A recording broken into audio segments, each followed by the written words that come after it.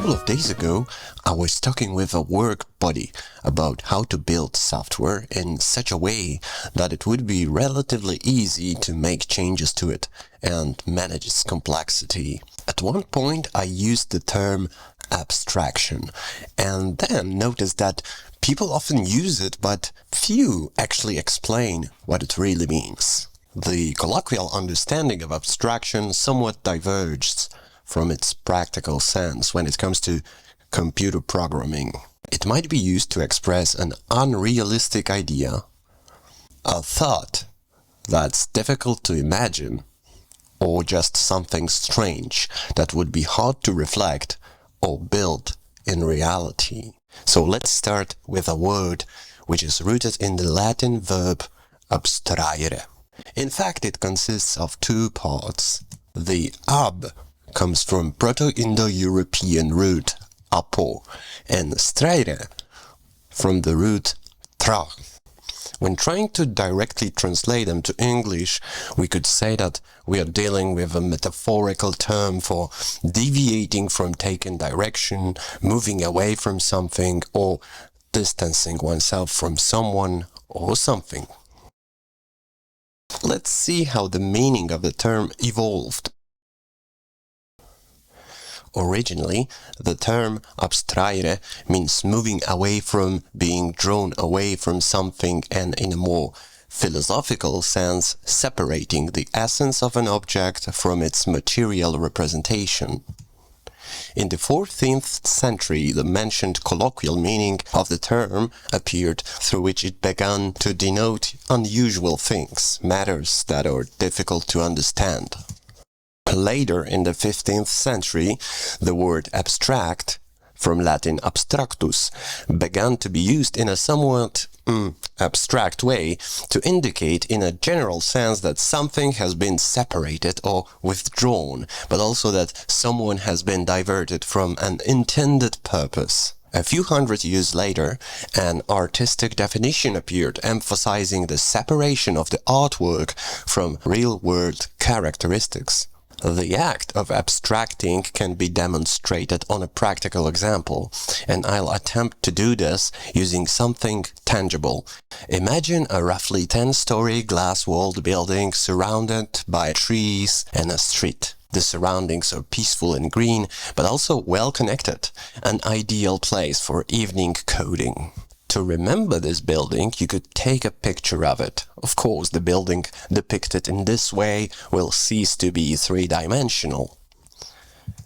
As a result, it will also lose its weight, and its size will be significantly different from the original.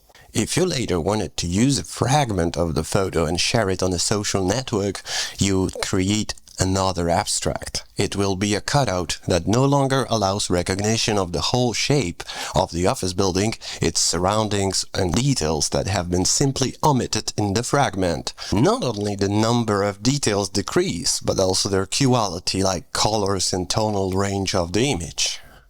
Let's say you liked the place so much that you decide to tell a person who might rent it. You know her preferences, so you try to emphasize the features that speak for such a choice. You look at the picture posted on the social network and write an email. It no longer contains the exact appearance of the office building, just the features you think are important. You write about the building, describing the remembered criteria. Based on this description, we may say that to abstract something is to remove, reduce properties that are not required in the given context.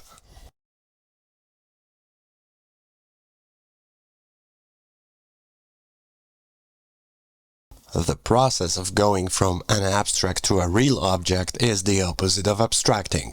We call this concretization. Looking at the abstract office building in different forms, it isn't hard to notice that they are different in the number of eliminated features. These are so-called levels of abstraction.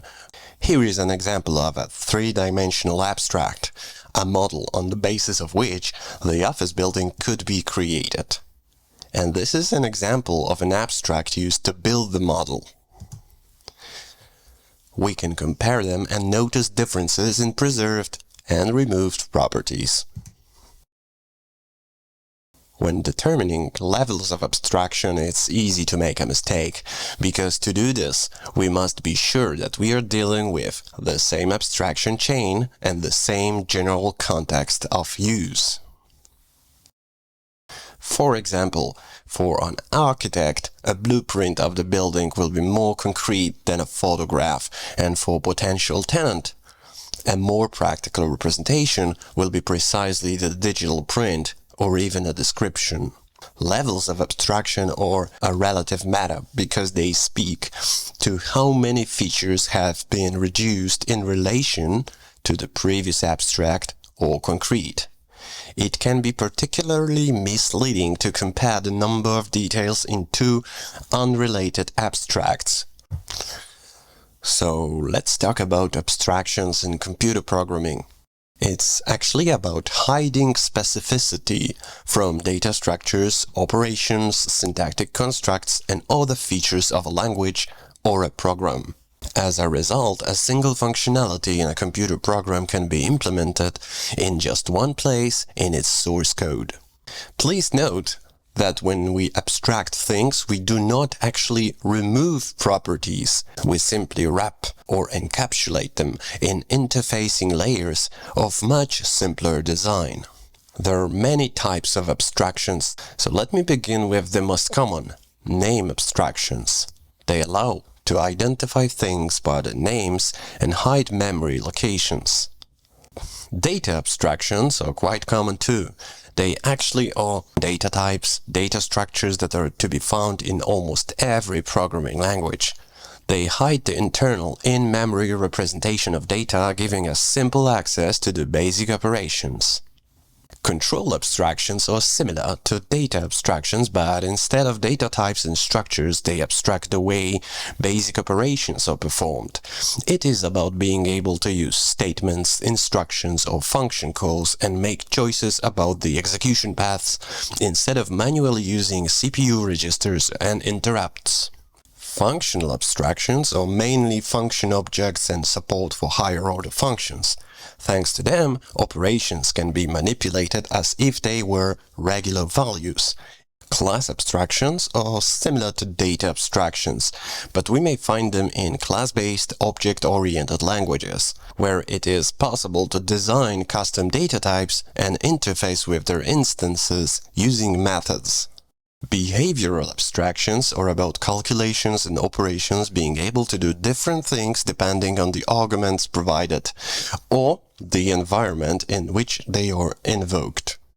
And last but not least, syntactic abstractions, associated primarily with the Lisp programming language and its macro system, which allows us to modify the language and add completely new constructs to it. So let's take a look at name abstractions. Name abstractions are very common. Without them, programmers would need to operate on memory addresses to access values. They are also known as identifier abstractions, meaning that they enable the programmer to identify objects by their assigned labels. Here is an identifier that labels a variable that holds a reference to an object storing integer value in Python. And here is the identifier that binds a number with a symbolic name in a lexical scope of Clojure code. And a global identifier of the same name associated in the current namespace with a var object. The var object holds a reference to a number. Data abstractions are quite common too, as they create interfaces to data structures and values. A type system can be perceived as data abstraction.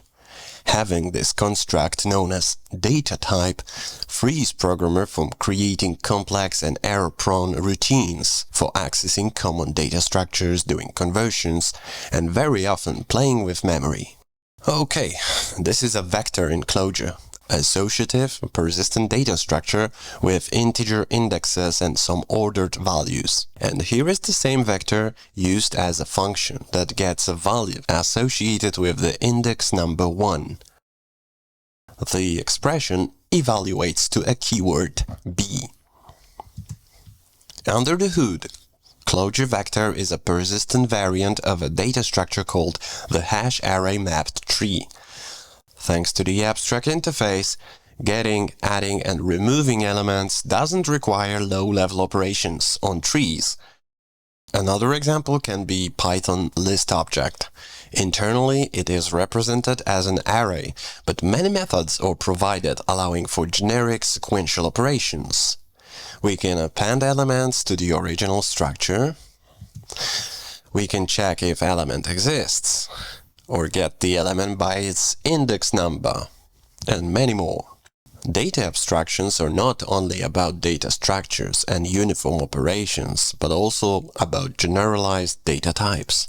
The very first line from a Python example is a list definition where strings are mixed with integer numbers. The abstraction is achieved by creating references to generic objects which are kind of abstract data type, and therefore allowing elements to be of any data type.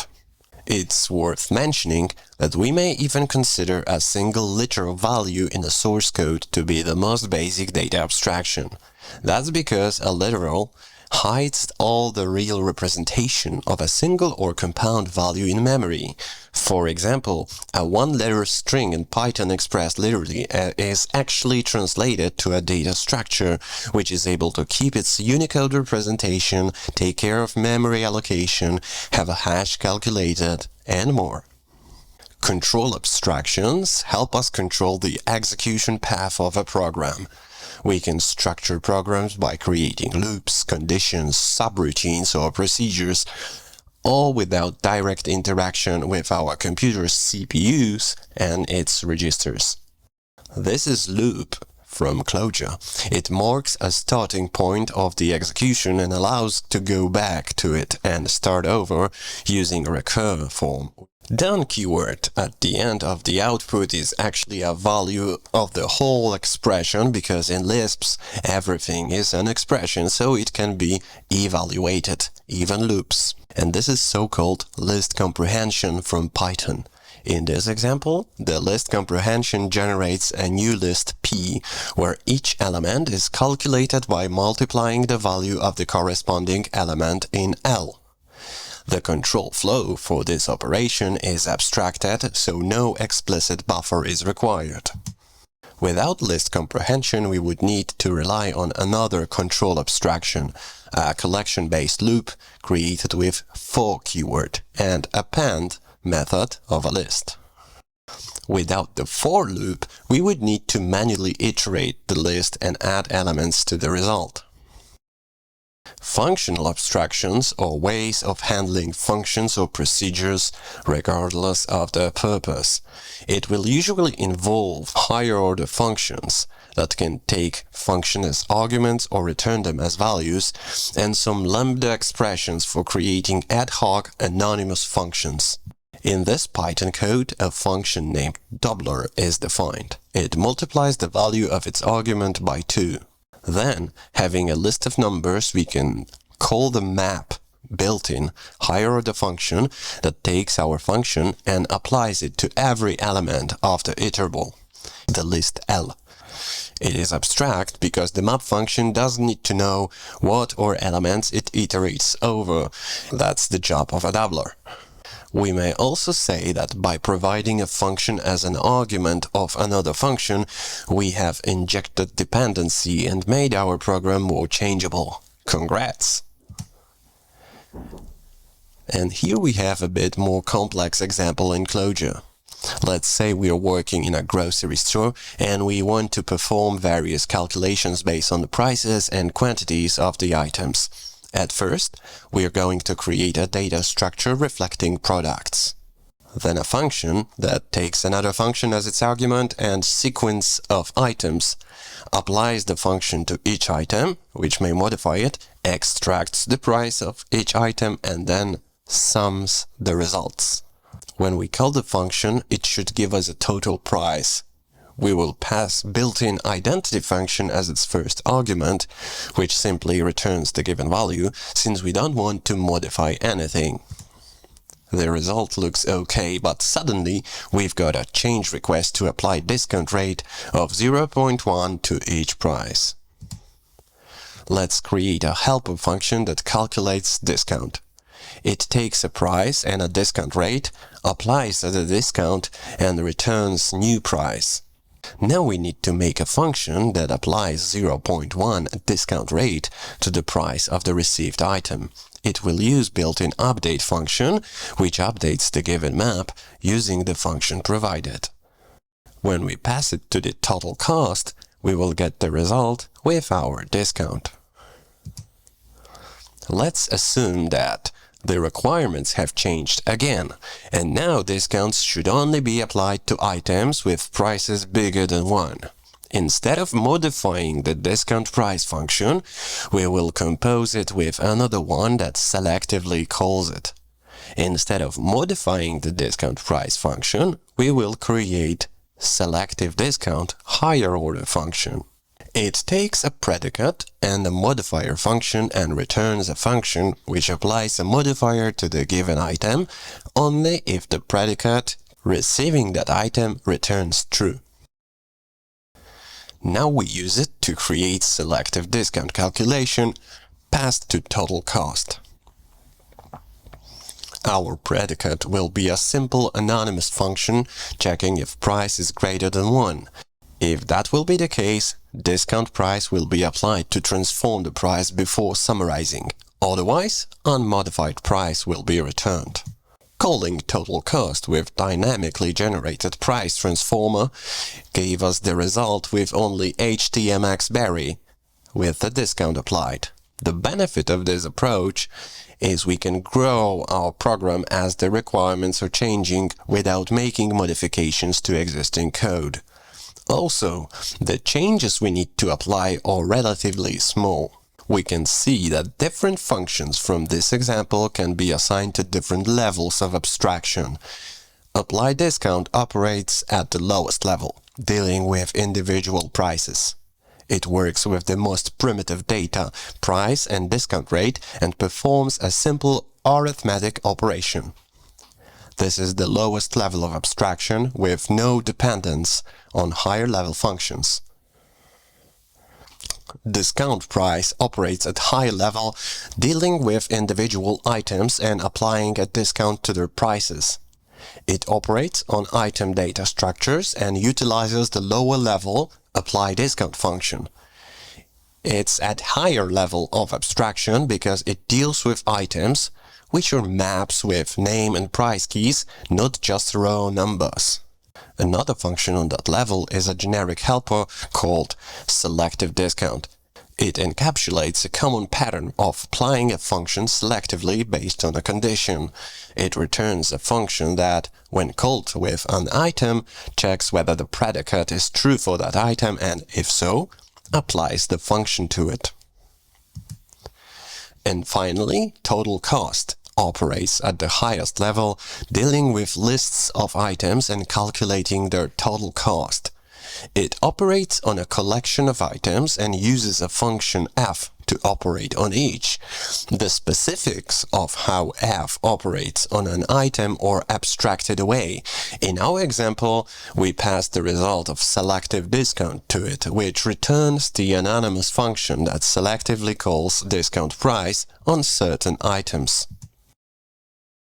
Class abstraction is a kind of data abstraction on steroids.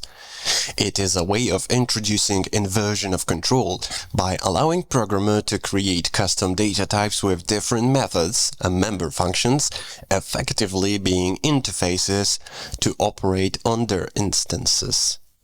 Instead of calling functions directly, we use data type-centric approach and ask data type instances to perform certain calculations or operations on data they are assigned to. Class abstractions are core concept in modern object-oriented languages. Here is a class definition in Python.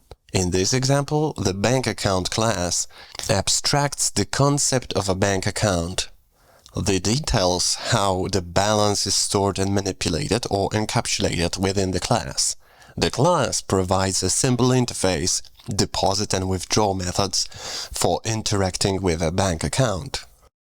In behavioral abstraction, the focus is on what operations can be performed and not on how they are performed. In contrast to class abstraction, where data and behavior are bundled together into classes and instances of classes, behavioral abstraction separates the two. In Python, the behavioral abstraction can be illustrated using the concept of duck typing and interfaces. When we use duck typing, we don't check types. Instead, we check for the presence of a given method or attribute. In this example, swimmer is an abstract base class that defines a behavior, swimming. The classes duck and frog both implement the swim method, thus adhering to the swimmer behavior. The function letItSwim accepts an object and calls its swim method. Now, when we are calling letItSwim for different objects, we are getting different behaviors. This behavioral abstraction uses protocols from Clojure. First, we define the soundable protocol, enabling us to dispatch calls on the type of first argument. Then we create two record data types, cat and dog, both implementing soundable protocol, a contract stating that there need to be the sound method defined. The makeSound function can operate on any object that provides the soundable behavior, without needing to know the details of how the behavior is implemented.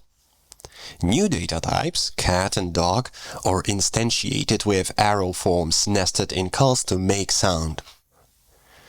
Behavioral abstraction in Clojure protocols is based on so-called class-based single-method dispatch. And here is a bit more powerful construct in a form of a multi-method, also known as multiple method dispatch. The concrete implementation of such method is chosen by so-called dispatch function, which makes the decision on a basis of all past arguments. In this example, we are going to do the same thing as in our previous code, but with multi-methods instead of protocols. The dispatch function given in def_multi is very simple. It is actually a keyword, which in Clojure is also a function, evaluates to collection lookup form. With def method, we create two methods of the sound multi-method. One that will be called for the dispatch value cat and one for the dog. We also defined function calling a multi-method with the given argument. When sound function is called for a map with animal type key associated with the cat, the sound function gets this value and returns it. Then the cat variant of a method is called and it simply returns meow. Syntactic abstraction is a way of defining new syntactic structures of a language, or extending the existing ones. Thanks to this abstraction, we can define domain-specific languages or introduce shorthand notations that make certain patterns of code more concise. We can manipulate the syntax of expressions, create new syntactical constructs, or even change how the language itself behaves. For example, in Clojure, macros can be used to create control structures, data structures, or anything else that the built-in syntax and semantics of the language support. Macros are like functions, but they are executed during compilation and their arguments are not evaluated, but processed as constant forms containing a source code placed in the respective positions. Macros return values are also carriers of a source code that will replace the macro calls. This code defines a macro named repeatIt that repeats the expressions specified in its body a given number of times using loop and recur forms and putting a source code in a do form. We can then use the macro to print wow 3 times and calculate 2 plus 2, 3 times, although the result of the addition will not be printed, but returned after final repetition. We are able to inspect what is the source code produced by our macro by calling macro expand on quoted expression with a call to it. What we see here is generated code with many automatically generated symbols. They are results of using symbolic names with hashes, which tells the compiler to generate non-conflicting temporary label for a thing. Otherwise, since we are dealing with a source code here, it could happen that we could use an existing symbol in a given context and accidentally overwrite the value associated with it.